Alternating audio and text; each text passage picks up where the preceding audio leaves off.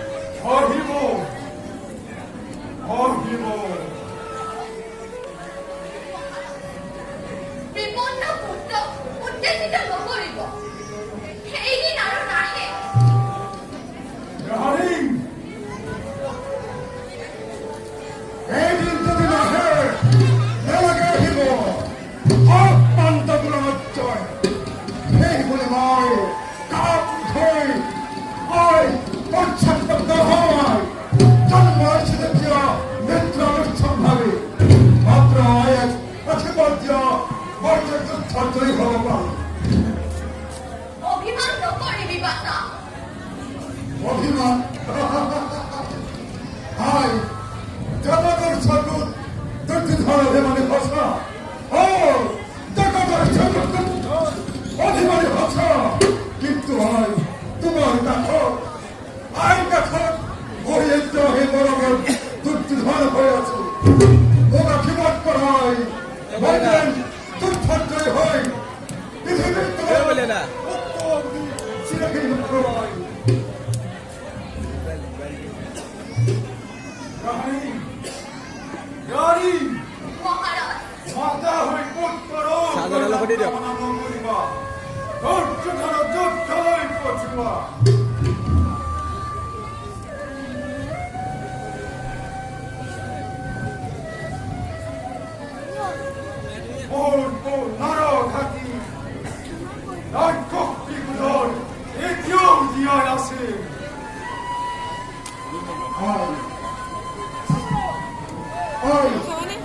বিদায় দিয়া মুখে ধরে যাও উদ্যামন নহবি পুত্র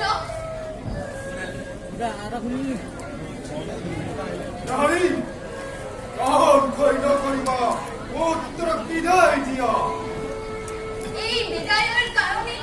ইমান অসহ্য হয়েছে কিয় মহারাজ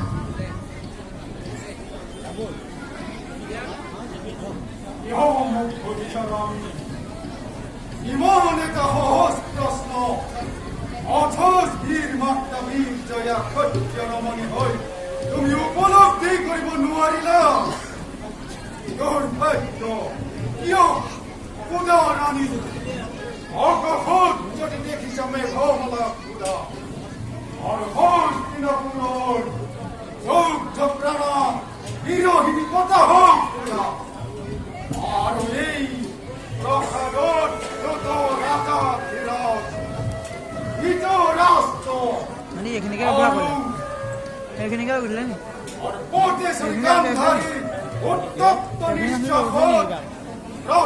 নিৰ্মিত প্ৰাচীন বিগলিত হৰি হৰি স্তম্ভ পুৰা কিয় আজি ধৃতৰাষ্ট্ৰ ইমান অসহ্য প্ৰতিকূলেৰ কাৰণে প্ৰতিকূলৰ কাৰণে আচৰিত হৈছ আচৰিত নাই হোৱা মহাৰাজ তেন্তে একো নহয় উত্তম অতি উত্তম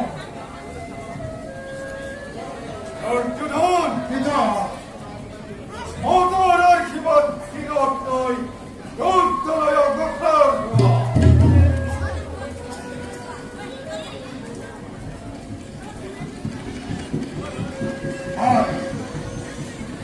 আশীৰ্বাদ কৰিবা মই যেন দুঃসাধ্যই হৈ জগতত তোমাৰ পুত্ৰ বুলি চিৰা কিনিব পাৰোঁ আশীৰ্বাদ কৰিছো যথা ধৰ্ম যথা জয়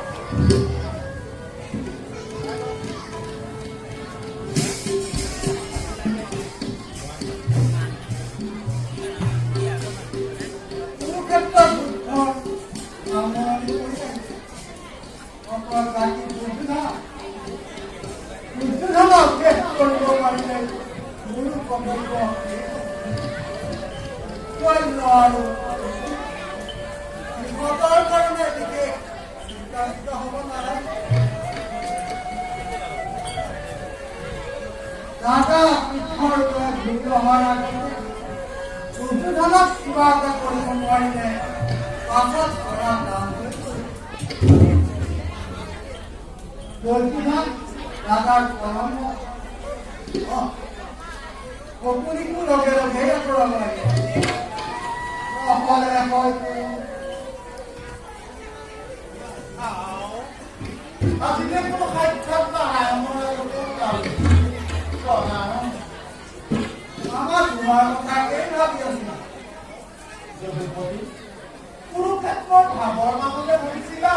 যে কুৰুক্ষেত্ৰৰ ভাৱে ভাৱতে মামা তেনেহলে বাৰু চাওঁ মামা যদুপতি অতদিন ডাঙৰ ডাঙৰ গ্ৰহ নক্ষত্ৰৰ হিচাপ কৰি আছিল দিয়া যদুপতিয়ে এইবোৰ শেষ কৰি পুৰা তৰাৰ টেম্পত ধৰি লাগি আমি যোনটো মকিয়া কৰা আমাক টকা পায়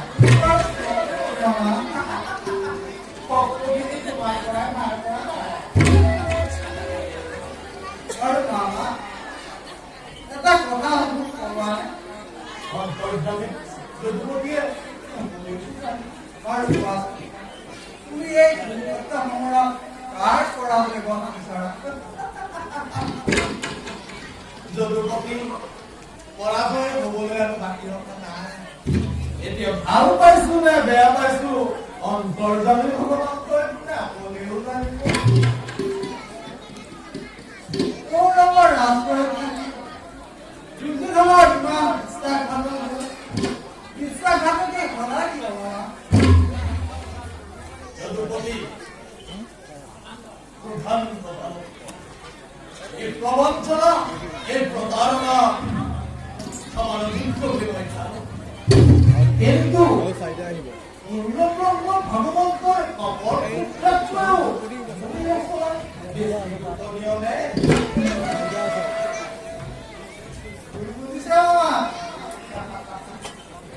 ভুল কৰি কৰি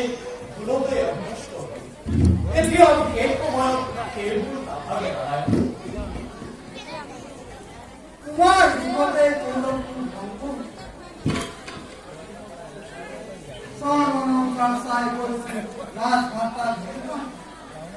আৰু এই স্বৰ্ণময় ভাৰত ভূমি মহানত পৰিণত কৰিলাম ৰাজবাবু তুমি সপোনিয়ে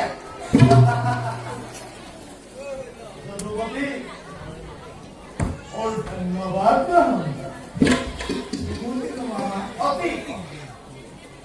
বড় পদক্ষেপী কবলে দুৰ্যোধনেৰ অন্তৰে পালিত ফসলে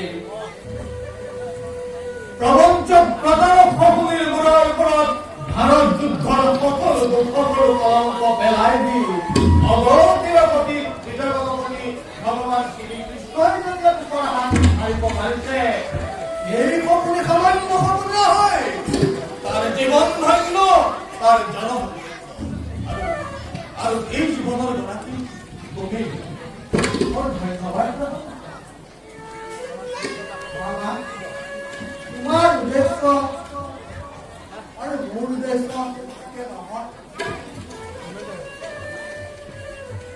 তোমাৰ উদ্দেশ্য প্ৰতিশোধ ধ্বংস মোৰ মই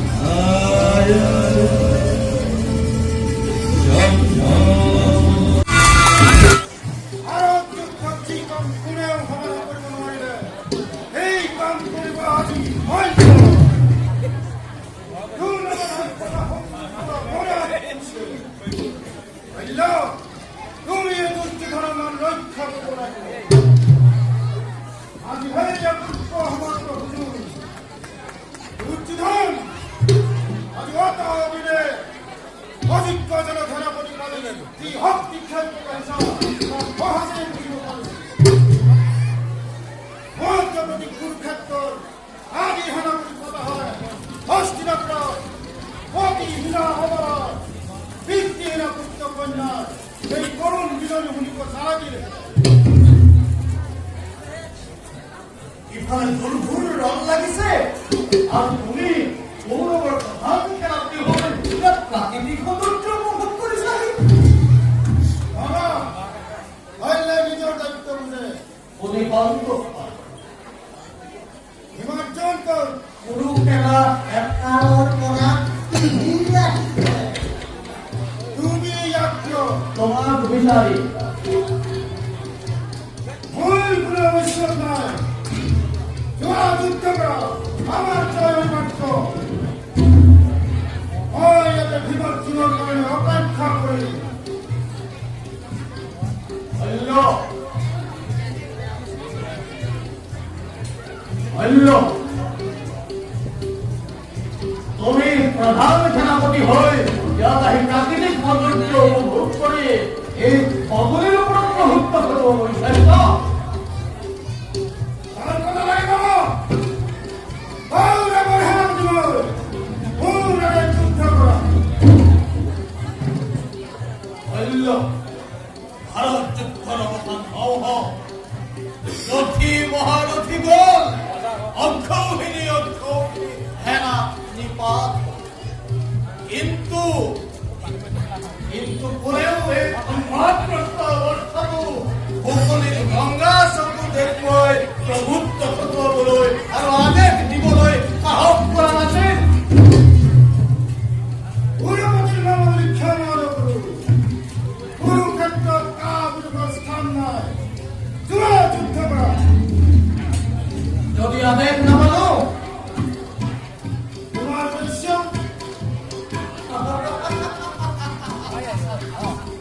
অল্য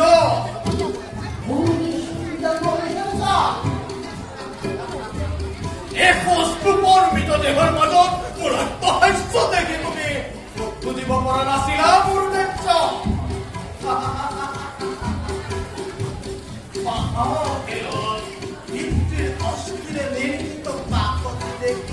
তুমি বুজিব পৰা নাছিলা মোৰ উদ্দেশ্য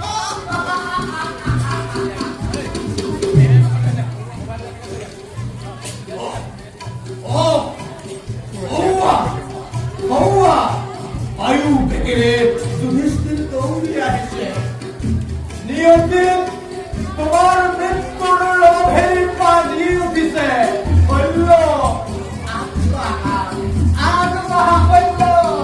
আগবাঢ়া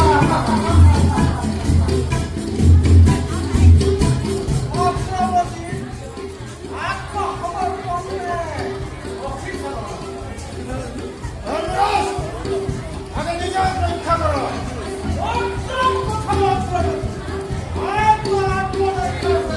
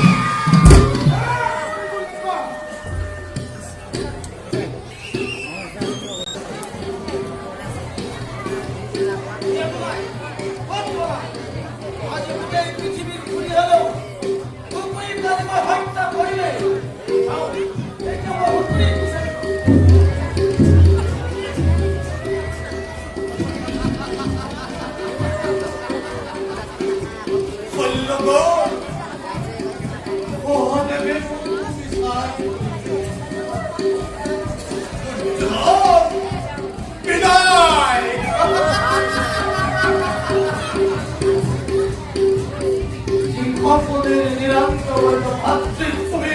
অন্ধকারে কারাগার তিন করে কথায় বলছিলা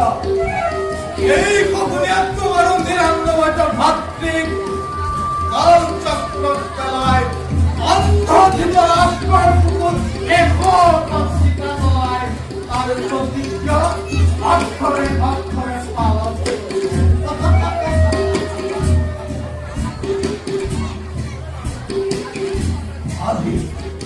আদি মোর কর্তব্য হে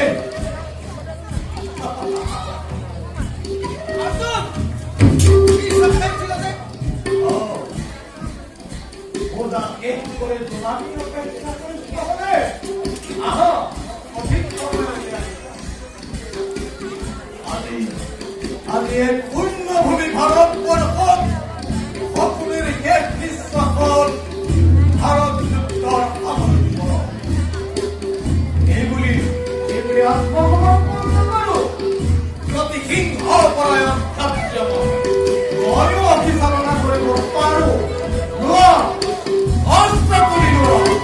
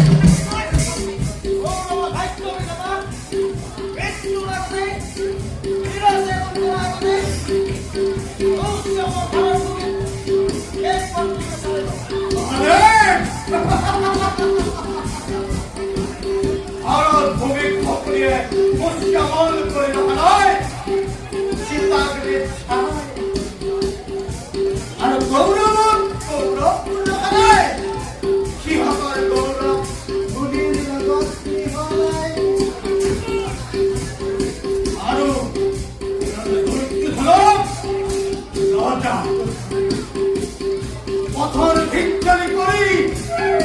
ভাঙি ভাঙি কাটিবলৈ হস্তিনাপুৰৰ মহান ধাপত মেলি দিছো